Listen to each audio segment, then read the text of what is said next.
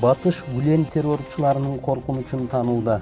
Түркия ички иштер министрлигинин жетекчиси батыш өлкөлөрүн Фетуллах Гүлендин террордук уюмун колдогондугу үчүн сындады.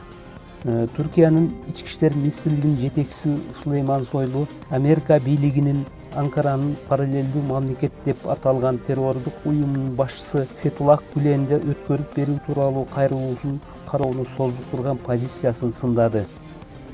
Кылмыштуу уюмдун жетекчиси азыр деле Америкада жашап жатат. Ал эми террорчулардын каржы булактары ооздукталган жок. Анкаранын террорчулардын жүргөн жери тууралуу жакшы маалыматы бар жана алардын кайсыл булактардан каржыланып жаткандыгын да билет.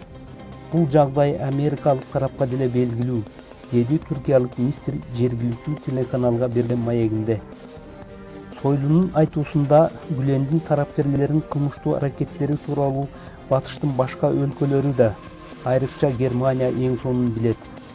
Түркиянын 251 жаранынын өмүрүн алган 2016 жылдын 15 июлунда төңкөрүш аракетине тиешеси бар адамдар бүгүн да Европа өлкөлөрүндө коргоого алынууда, деди министр.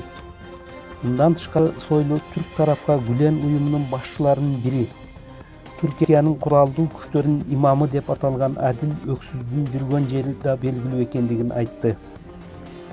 Түркия министрин андан ары Түркияда Гүлен уюмунун калган мүчөлөрүнүн кайрадан баш көтөрүү аракетин күтпөй тургандыгын белгиледи. Гүлен кыймылынан турган Түркиянын куралдуу күчтөрүнүн аскер кызматкерлеринин тобу 2016 жылы 15-нен 16 июлга караган өлкө бийлигин куралдуу жол менен басып алуу аракетин көргөн.